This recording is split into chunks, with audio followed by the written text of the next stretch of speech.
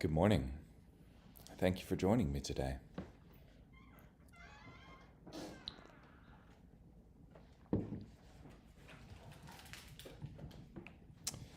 Today we'll be in Deuteronomy, chapter 32, verse 28 through verse 52.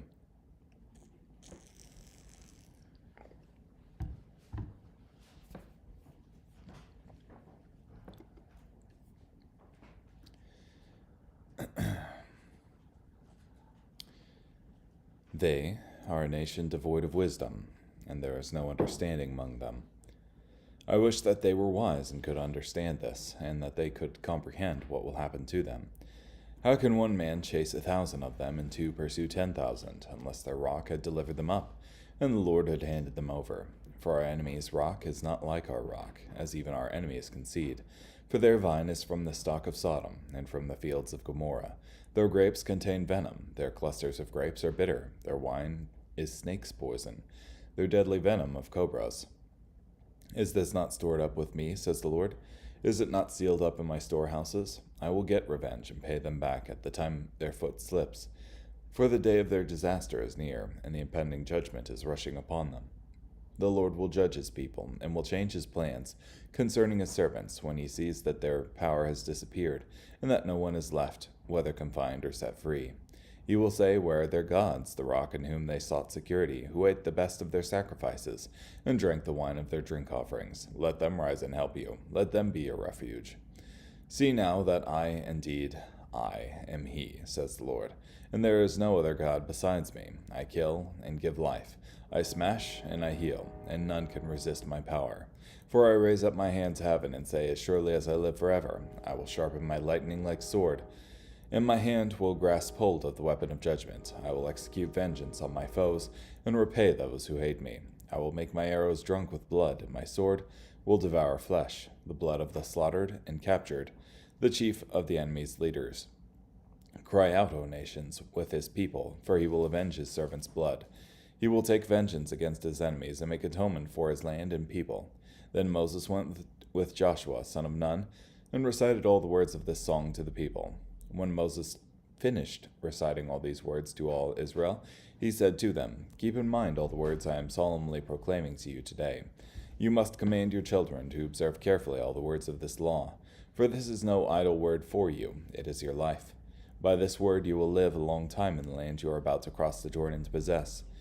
Then the Lord said to Moses that same day, Go up to this Abiram hill country, to Mount Nebo, which is in the land of Moab, opposite Jericho, and look at the land of Canaan that I am giving to the Israelites as a possession. You will die on the mountain that you ascend, and join your deceased ancestors, just as Aaron, your brother, died on Mount Hor, and joined his deceased ancestors. For both of you rebelled against me among the Israelites at the waters of Meribah Kadesh in the desert of Zin, when you did not show me proper respect among the Israelites. You will see the land before you, but you will not enter the land that I am giving to the Israelites.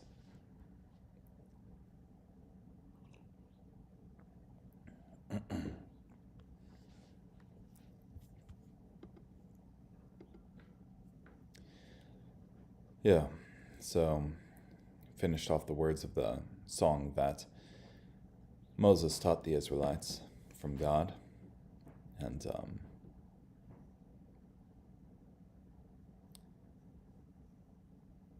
basically tells of a falling away from God and worshiping of idols, and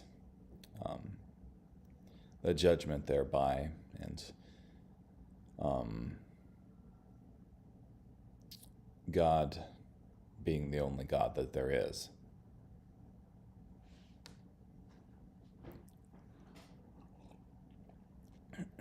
And at the end of that, the Lord tells Moses to go up to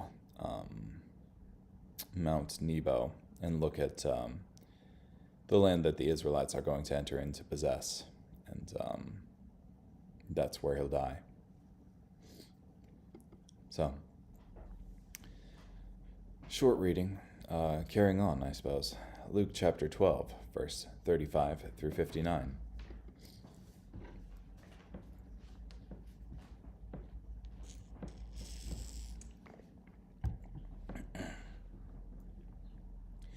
Get dressed for service and keep your lamps burning. Be like people waiting for their master to come back from the wedding celebration, so that when he comes and knocks, they can immediately open the door for him. Blessed are those slaves whom their master finds alert when he returns. I tell you the truth, he will dress himself to serve. Have them take their place at the table, and will come and wait on them. Even if he comes in the second or third watch of the night and finds them alert, blessed are those slaves. But understand this, if the owner of the house had known at what hour the thief was coming, he would not have let his house be broken into.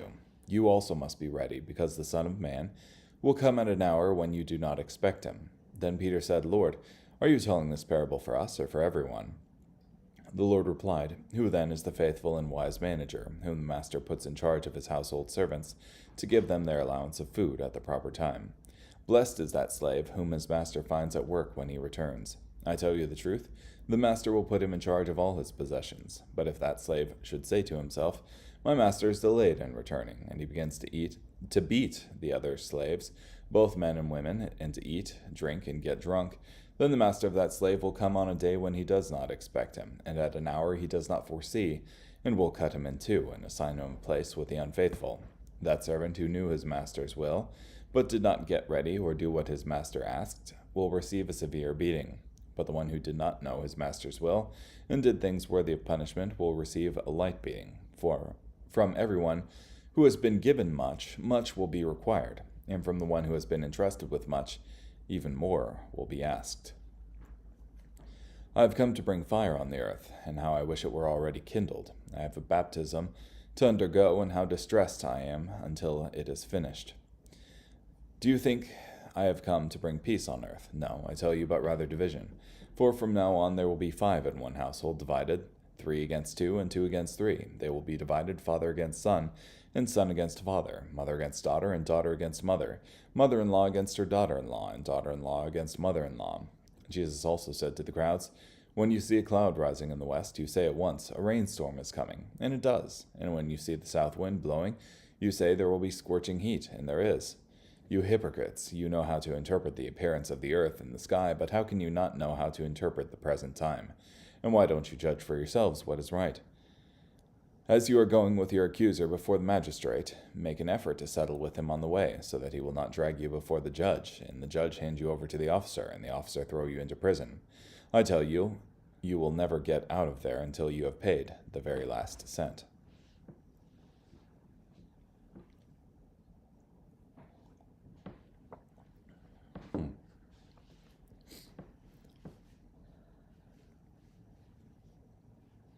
Yeah, so the first bit here is Jesus telling a parable about slaves who are waiting for their master to return, and considering blessed the ones who are actively waiting for their master to return, and cursed the ones who are just not caring and beating their fellow slaves and eating and getting drunk. Said that the master of that slave will come on a day when he does not expect him, in Luke 12:46, and at an hour he does not foresee, and will cut him in two, and assign him a place with the unfaithful.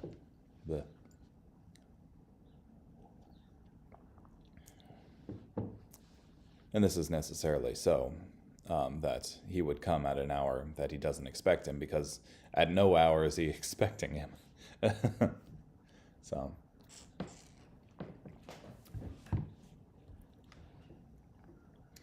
I think this kind of highlights the importance of being faithful in the work that God's given us.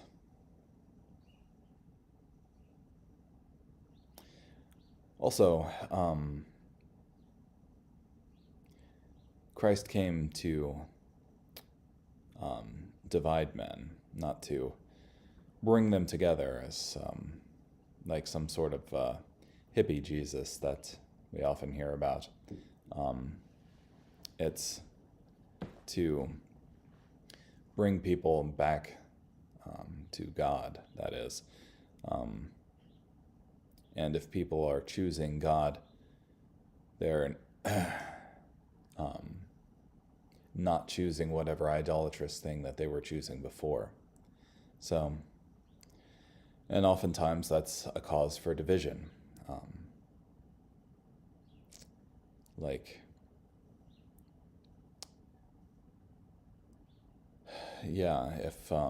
If family occupied that position that God would have occupied and is demanding that sort of respect to them, that is an almost idolatrous respect, then if God comes and gets that respect, then it will cause division within the family. And so too you have, like, in many Muslim cultures where there's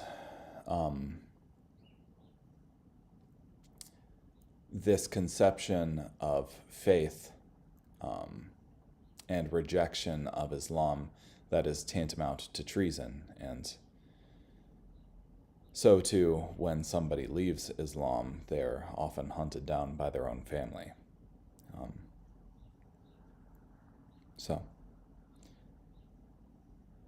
And I think at the end, in 12:54 through 59, when Jesus is saying, you see a cloud rising in the west, and you say at once a rainstorm is coming, and it does.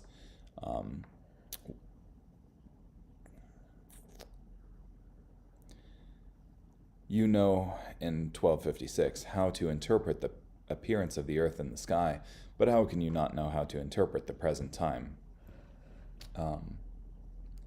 And I think combined with the previous bit about slaves being ready for their master and a decision needing to be made for God, I think in this case, it's like, why are you guys not getting right with God? There's little time to do so, and you need to. So, carrying on, Psalm 78, verses 56 through 64. Yet they challenged and defied the sovereign God and did not obey his commands. They were unfaithful and acted as treacherously as their ancestors. They were as unreliable as a malfunctioning bow. They made him angry with their pagan shrines and made him jealous with their idols. God heard and was angry. He completely rejected Israel. He abandoned the sanctuary at Shiloh, the tent where he lived among men. He allowed the symbol of his strong presence to be captured. He gave the symbol of his splendor into the hand of the enemy. He delivered his people over to the sword and was angry with his chosen nation. Fire consumed their young men, and their virgins remained unmarried. Their priests fell by the sword, but their widows did not weep. All the short passages today.